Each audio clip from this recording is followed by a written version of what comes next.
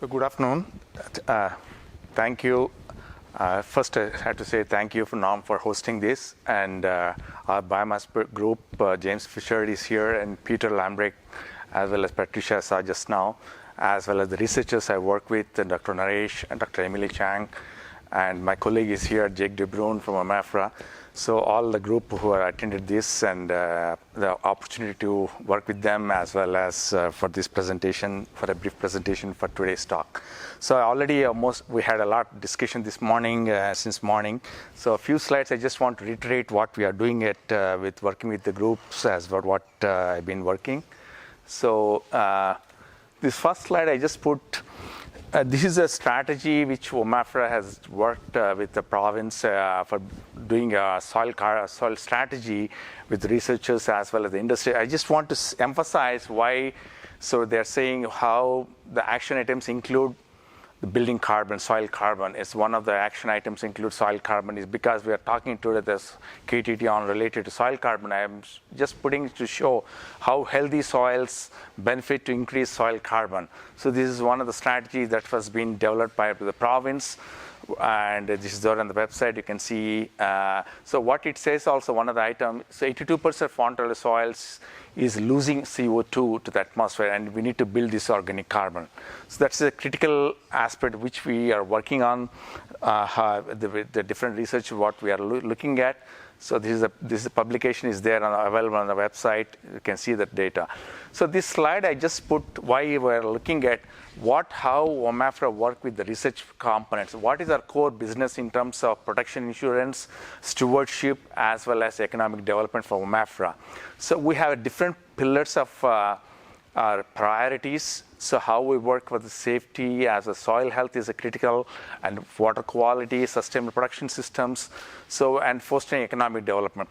So because we are talking all the research aspects, how we bring the research to work with the researchers from the growers as well as the industry. So how we work all this. So this when you go to the website and see this, so how would Omafra staff, Omafra specialists bring all the research questions to Omafra, and we develop the program, and there are a number of about 150 questions in this document.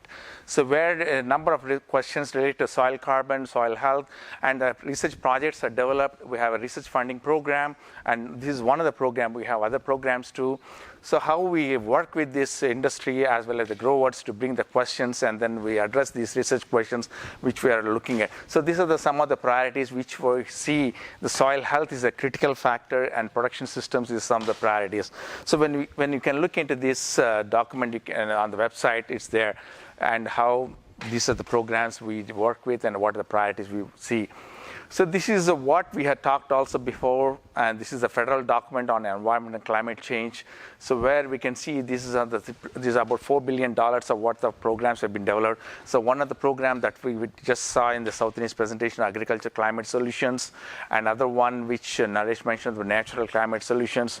So when Sarah has presented some of the work on biofertilizer, how we can see there's incentive programs which we need to see. So this is one of the programs, a key program that is currently now present, open, active.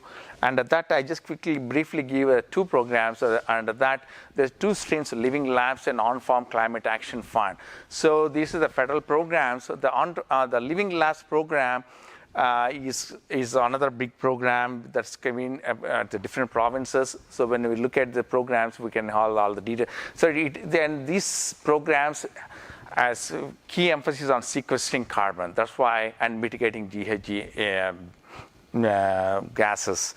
So, and I just want to elaborate this program. This is a $185 million program. It's a 10-year period program. And for Ontario, OACA, Soil and Crop Improvement Association, is the lead for that. And I think they got about $4 million for this program. I think if someone is there in OACA here, they can give more details about this program, but you can find more details of the living programs, how they work with the growers, and what are the programs what incentives are there under the Living Labs program. And it has got all the best management practices for sequestering carbon as well as GHG emissions. So this is one of the program from federal program. And other one is the On-Farm Climate Action Fund, and the same fund, it's about a 4-year program. So that also is to support farmers for adapting best management practices.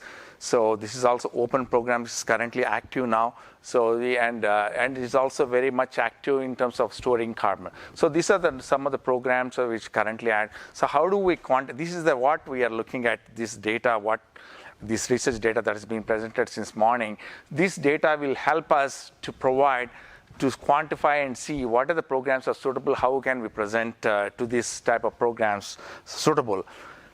And so I just want to put some industry, what they are looking at. YFA is a key industry organization for growers.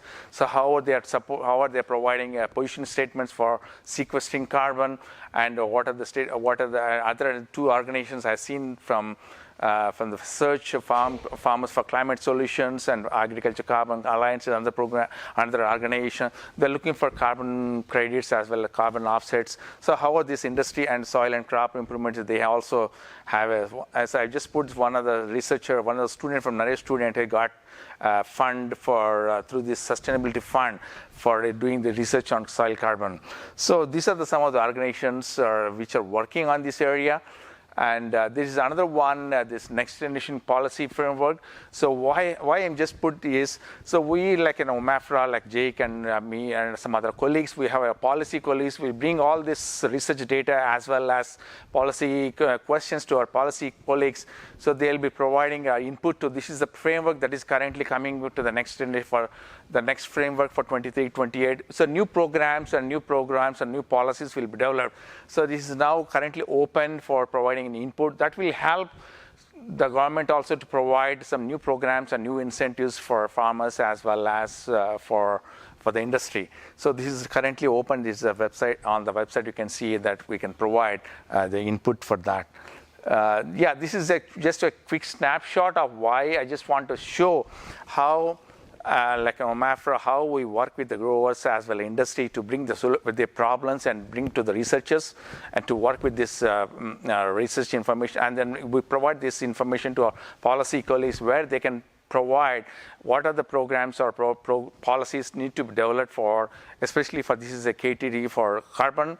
So as we had a long discussion since morning, and the incentives as well as offsets and trading and all that. So this is really helpful information. How, as Emily mentioned, how what information is needed for the government to provide, quantify. This is what we are looking at, this type of information to bring back to our ministry colleagues or the federal as well as provincial. This is how we work with this sector. So this is just quick another project we are working on and HeadSmart, but although it's not relevant, but as Naresh asked to put some project on, we are working on another project on production aspects. I don't want to discuss further much on this, but we have a number of other research projects also, like packaging or carbon and other projects, as Emily also has putting a proposal on modular lands on switchgrass and miscanthus. So this is a snapshot, and especially the biomass producers' support for the research projects was immense. That is what have developed this research. This is what helps to generate the data, and especially I think from Canada perspective, especially for biomass, this is Ontario is a major one for getting this research information. That's absolutely helpful, providing